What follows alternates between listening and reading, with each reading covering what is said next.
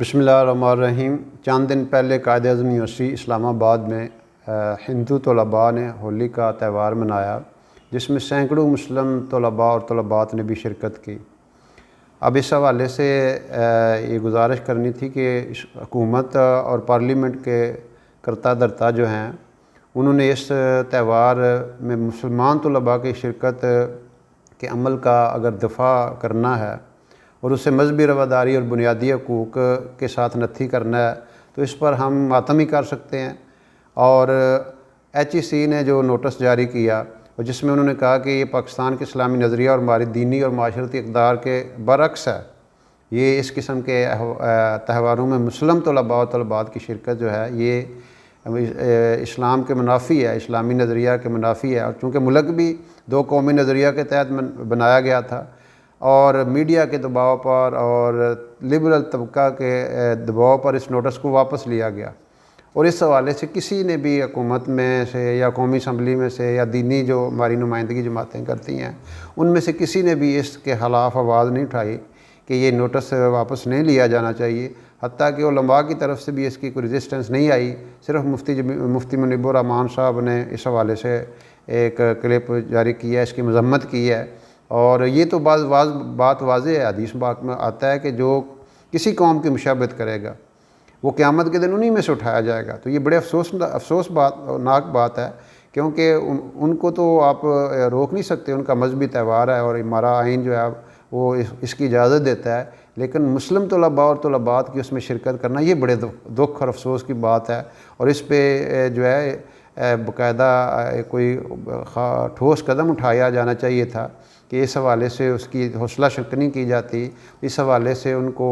Notice جاری کیا جاتا، اور دوسرے مسائل کے اوپر تو حکومتیں فوراً ایکشن میں لے لیتی ہیں، لیکن اس حوالے سے چونکہ حکومت کی ذمہ داری ہے، آئین پاکستان اس چیز کی جو ہے وہ اجازت دیتا ہے اور یہ حکومت کو حکم ہے اور کہ وہ ایسا ماحول فراہم کریں اپنے رہنے والوں کو، مسلمانوں کو، جہاں پہ وہ اسلامی احکامات اور اسلامی تعلیمات کے مطابق زندگی گزار سکیں، اور بجائے اس کے کہ اس پہ ایک معذرت خانہ رویہ جو ہے اپنایا گیا ہے اور اس پہ ایک مذہبی رواداری کا جو ہے نا وہ بنایا گیا، جی ہم تمہارے کو ٹھیک ہے، اب اجازت وہ تو آئین اجازت دیتا ہے، لیکن اس حوالے سے مسلم طلباء کے لیے پاکستان کی اسلامی شناخت اور اسلامی ثقافتی اقدار اور تعلیم کے مختلف میدان میں جو ان کو اسلام کا اس کو اوپر فوکس کرنا چاہیے تھا اور وابستگی ہونی چاہیے تھی، تو یہ اس حوالے سے یہ بڑی غیر مناسب بات ہے۔ اور پھر ایک حکومتی اعلیٰ عہدیدار جو ہیں وہ بڑے فخر سے سوشل میڈیا پر بیان دے رہے ہیں کہ جی ہم نے یہ نوٹس واپس لیا ہے HEC کو کہہ کے، تو یہ نوٹس چونکہ مذہبی رواداری کے خلاف تھا،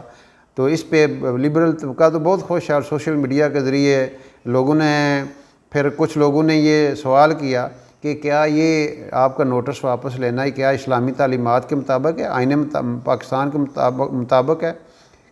اور کیا مسلمانوں کو یہ اجازت ہے کہ وہ غیر مسلموں کے مذہبی تہواروں میں شرکت کریں؟ جب وہ ہمارے مذہبی تہوار میں شرکت نہیں کرتے، اب ہم آگے قربانی کا آ رہا ہے، فیسٹیول آ رہا ہے، تو کتنے غیر مسلم ہیں جو مسلمانوں کے ساتھ مل کر وہ قربانی کریں گے؟